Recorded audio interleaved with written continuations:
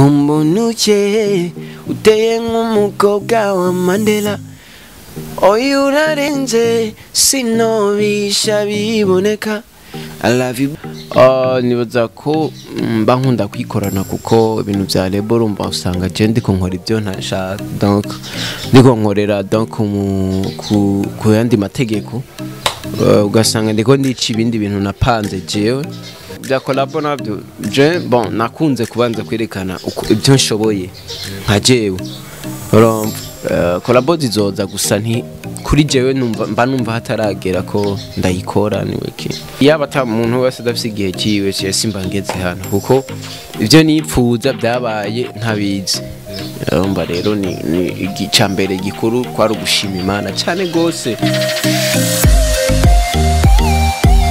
Ndabaramukije bakunzi ba Ndaha TV nkuko mubibona imbere ya kamera muri kumwe na Adronis Promoter, wa musore wanyu, wa musore akora ibishoka byose kugira ngo abazanire bimwe bimwe mu mwifuza. Nkuko mwabisavye kuva kera, mwarasavye ko twobazanira umwe mu baririmbyi ariko arabikora neza. Sinshimye kumuvuga izina, araza kwivuga.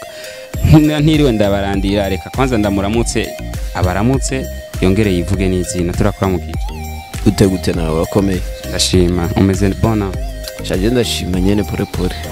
Tugusabura munsi abakunzi ba n'abakunzi b'umuziki ndundi, abakunzi banje mumeze neza, murakomeye. Umusore wanyu Berry Music. Nkuko mubibona nabazaniye umwe mu basore bamaze iminsi babikora neza, nawe si uyundi ni Berry Music. Byinshi mwarabisavye yuko twomubazanira kugira ngo tumubaze ibibazo bigiye bitandukanye. Nkuko mwabisavye rero reka tubikore. Berry, are you ready? Nta kibazo nakimumbaza sindagwishyura. Tukiraho nyene ntakugoye, ndakunda guhera iyo umuntu yatanguriye, urashobora kuduha akapera gatoya Merana aho ushaka hose. Girl, you fine, so fine, so nice your baby when you dance, oh mommy. Girl, you fine, so fine, so nice your baby when you dance, oh mama. Uri umukobwa mwiza pe, sinkubesha ntunyumve. Give me chance to be a man, I never make you cry, I swear. Bakunzi ba Ndaha TV mwumvise twamubazaniye ni wa wundi nyene Berry Music.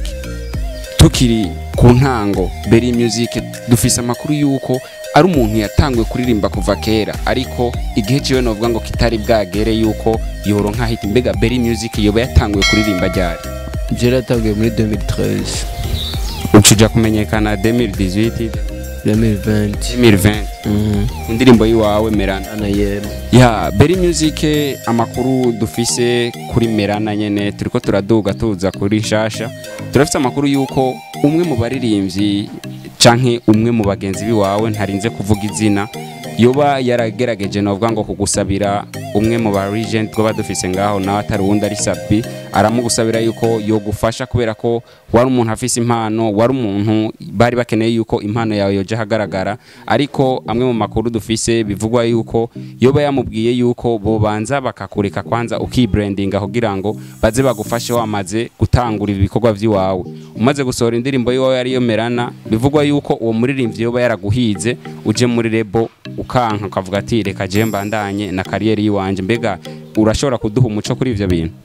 Sinibaza bon ntiyamize ngo nje buri label kuko yarasanzwe afise abandi baririmbyi akurikirana. Urumva sibaza ko yoje kurondera abandi kubera n'abandi ariko abakurikirana n'ibiki. So sinzi byarabaye, usanga yoba yaramubwiye ariko sinibaza ko yoba yaranse cyangwa yabuze. So umuntu wabase gahunda ziwe akorera ko n'iki, usanga yarafise iyindi gahunda ariko arapanga n'iki. Umwe wese afise destination yiwe, destin yiwe niko novuga. Destin wanje yari rero, urumva sinibaza ko byo byagenze ko ngo yaranse cyangwa yagize no. Sinaza ko yoba yaranse cyangwa byo byarabaye ngo yanke ngo nabanzagira ibi n'ibi. Ni destination gusa yiwanje bitari bwagere n'ibiki. Na gahunda z'umuntu. Man.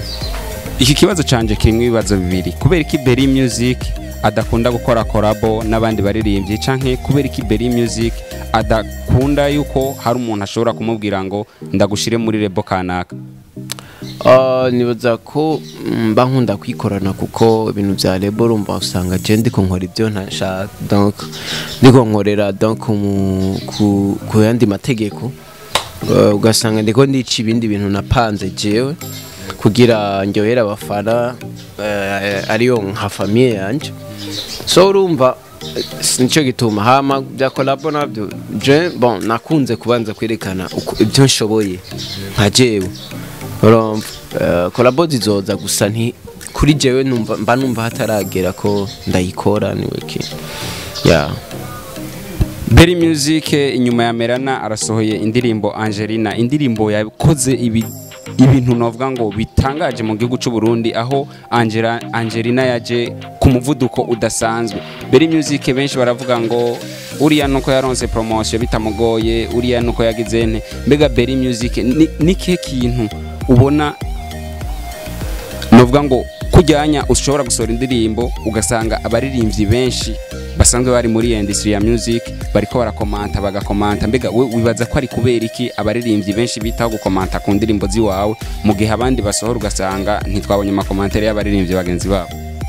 Sinzi ngira no rukundo canke ndazi abayashimye akazi, kuko navuga ko atakiyondo special mfise ku bandi. Twese turabaririmbyi dukora neza, umwe wese n'indirimbo donc ibikorwa byiwe akora. Rero nibaze ko ari urukundo ngira ngo baba bashatse kwerekana canke kuba baryohewe n'igikorwa mba nasohoye, nibaza ko ari ibyo nta bindi.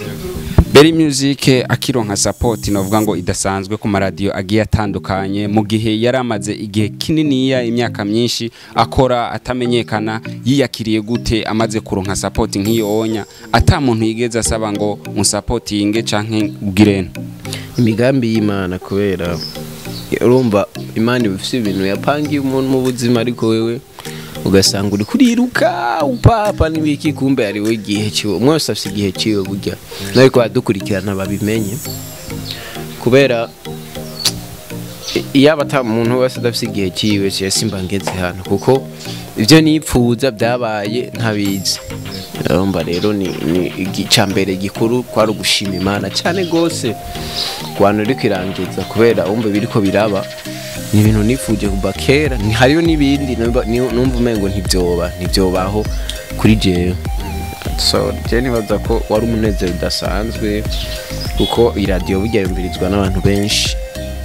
So shimira abakunzi bose banshoboje ibyo bintu, amaradiyo yose, ama TV online yose ari mu bitangazamakuru yamana.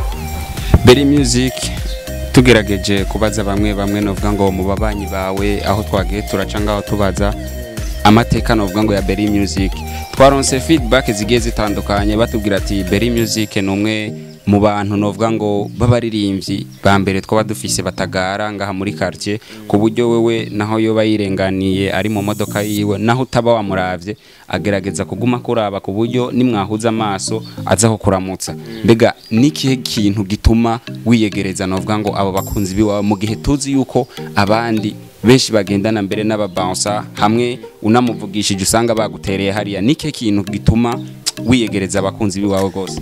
Kuko ari bo banshikanye ngaho, ari bo novuga banambeshije, kuko indirimbo ndashyize kuri YouTube nibo bayiraba, show zibaye nibo baza, nibo bariha ajyamera bariha nanje niyansubira.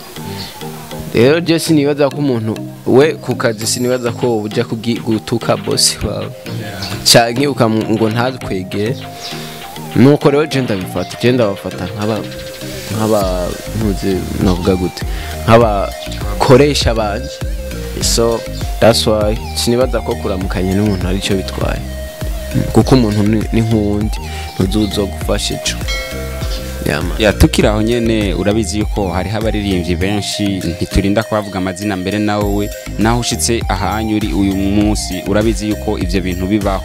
Hari abaririmbyi benshi mbere novuga ngo begeza kure abakunzi babo aho baba bahuriye mu bibanza kanaka aho atabashaka yuko hariho abantu bamwegera mbega abo bo bahanura iki? Yes, sinoza ko ari byiza uko nibo bamushikanyaho abari nibo bamusupporting. So je bon maybe umwe wese agira target ziwe abasengira igituma bigira. Rero urumva sinojije umuntu ntazi igituma bigira, ariko je nibaza ko utabukwe umuntu atabakwiye kubigenza uko kuko nibo badushikana hano, nibo badushikanye hano nako. Turaje mu mwaka wa 2020, Berry Music aratwemereye yuko muri December aduha indirimbo Tonight. Kuki December yaheze tukinjira no muri 2020 ukwezi kwa mbere kugahera tukaja kuronka indirimbo Tonight ukwezi kwa kabiri gutanguye? Narivuze no ku radio ni ma challenge nagenda camwo, donc deja narabuze umuvyeyi umwaka uheze. Condoléances. Merci sana. Bica bituma umengo cyane umengo ivudira citse gatoya mbanza kuja apare y'umuziki gatoya. Bari biri mu byanantebeje kuko indirimbo nari ndazifise. Hama rero urumva kubera igihe mbere nari nkoze clip video harabaye ama challenge menshi. Hari n'umukobwa nyine twashitsemwo byasabwe ko yasa dusabye mu nyuma, donc video twararije kuyimonta ko iyo bamwo kubera imvuzo umuryango ndabavyeyi nibiki. Rero urumva rero ibyo byose n'ama challenge yatuma biguma vyegera imbere, donc urumva umuntu arapanga Imana nayo igapanga ibyayo. Igihe cyayo rero je muravuga ko cari iki man. Berry Music indirimbo yawe Tonight novuga ngo inspiration bayikuye hehe, kubera iki washimye kwandika ijya ndirimbo ikamara ico gihe cyo muri 2020 tugashika muri 2020 itarasohoka, inspiration bayavuye hehe? Iyo ndirimbo nanditse kera nkiri ku ntebe y'ishuri nkiri mu 11.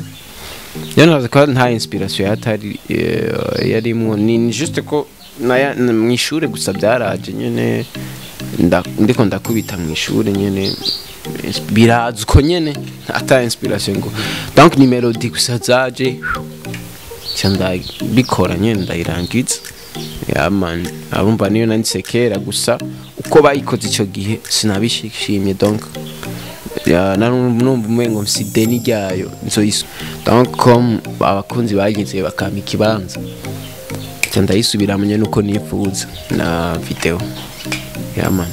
Berry Music aravuze nariko ndakubita ku ntebe numva melody raje tukiraho nyene umuntu yitwa Melody muri Best Life Music nubuhe bucuti bwa buri hagati wawe nawe?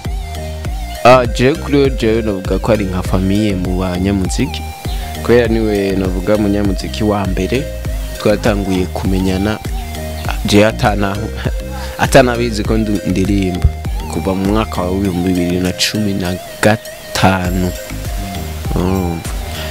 So rero urumva n'umuntu novuga ko yanguye ko yakoze ibyashoboye kugira nshobore kuronka inzira yo kumenyekana byinshi. Hari ibyo byinshi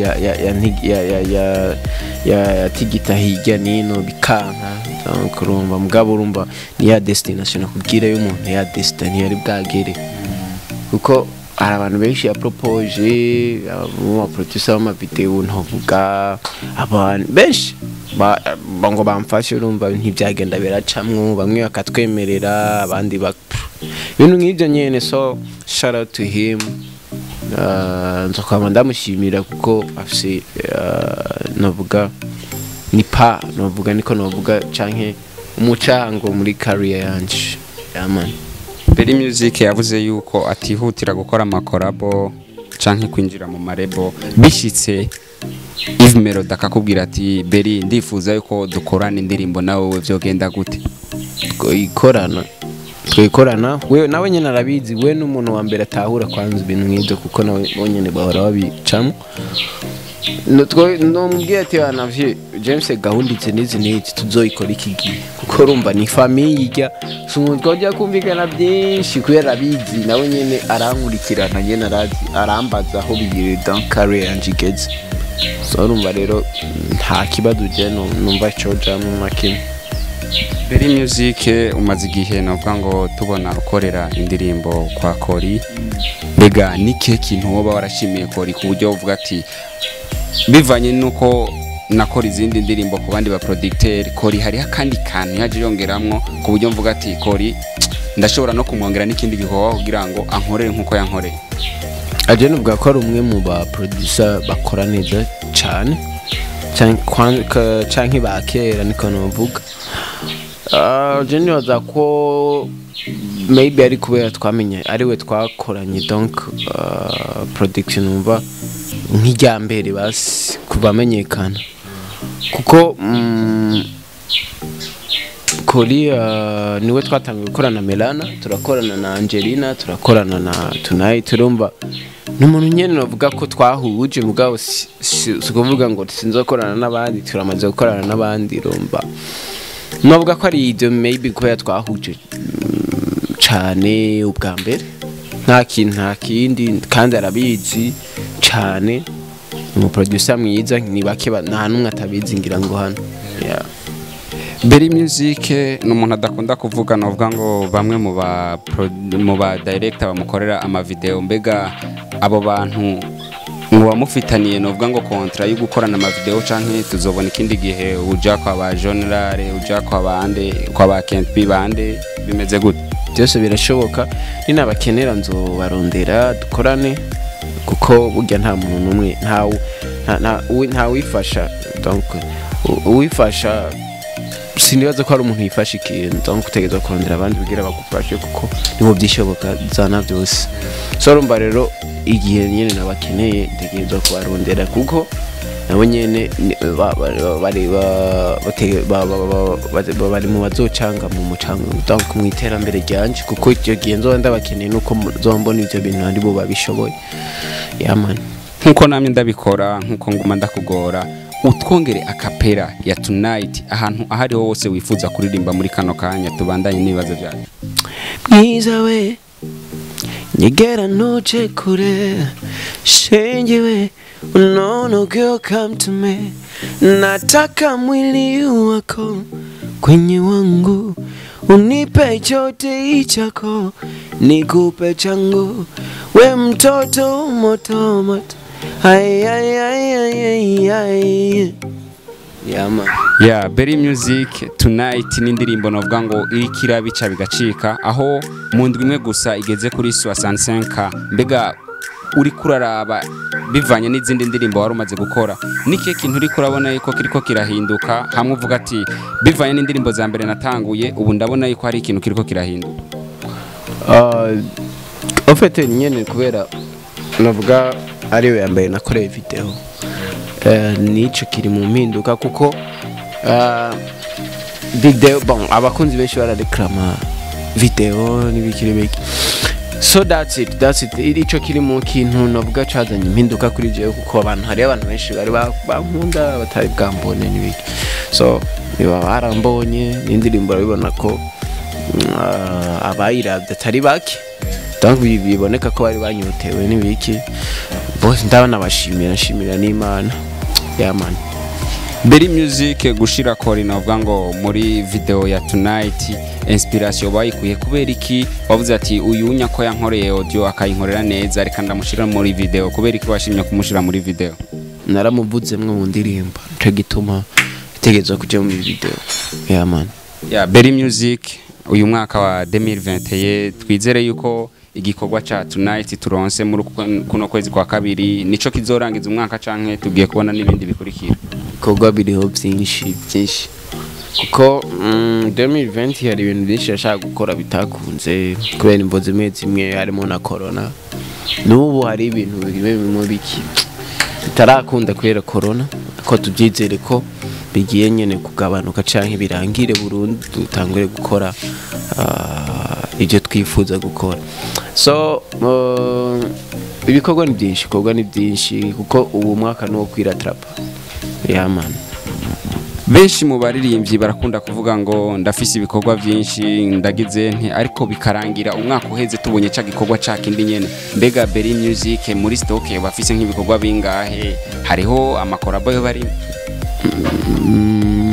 ibyo sino bivuga kuko ndabivuze abakunzi baca baguma bareklama reka bakore subscribe kugira bazobandanye babona ibikorwa gusa namaze kuvuga ko hari ibikorwa byinshi namaze gutegura ndiko ndagira finalisation byo ama video niko novuga kuko ama video burya yose ahantu hashikana umuntu nko munsi jewe hari ama television yo hanze mvuza kubera video so nico yaman Berry Music ndafite ikibazo kenshi nkunda kuzana iyo ndiko ndakorana interview novuga ngo numwe muri nouvelle generation aho benshi muri bagenzawe bakunda kwidoga bavuga ngo twebwe turakumirwa ntituronka promo nkuko abandi bayironka mbega nubuhe butumwa oha abo bantu ubutumwa bon je nibaza ko promotion bayironka kuko sinibaza ko umumenya ata promotion yaronse so Sinibaza ko bayironka hama abonye hari aho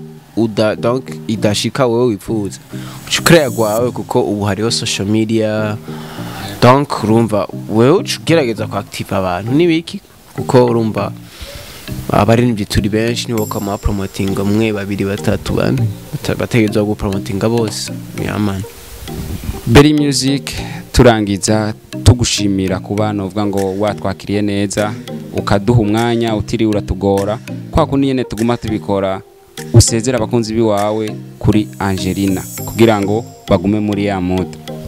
Baby don't leave me alone, you do me nice, you got me in the mood. I like your body when you move, everything fine, you look so good. Kombo nuche uteye nk'umukobwa wa Mandela, oyu urarenze sinobisha biboneka. I love you biggie like that, when you come around you give me some bite.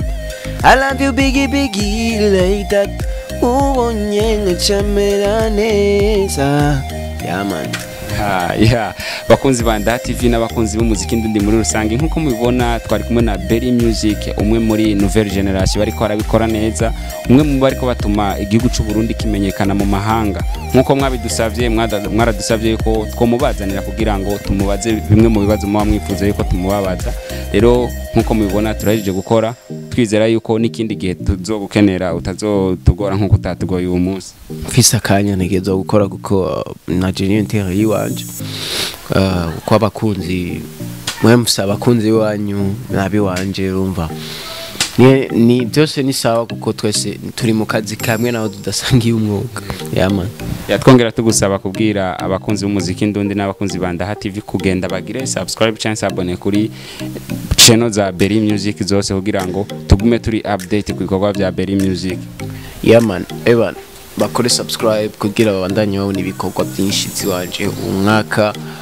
ndabaye ibikorwa byinshi sana of course international songs so bakore subscribe kuri Berry Music 98 canke 98 ku batumva icongereza channel on tweet donc Berry Music 98 Berry Music 98 kuri YouTube Instagram nuko nyene Facebook ni Berry Music Twitter ni Berry Music 7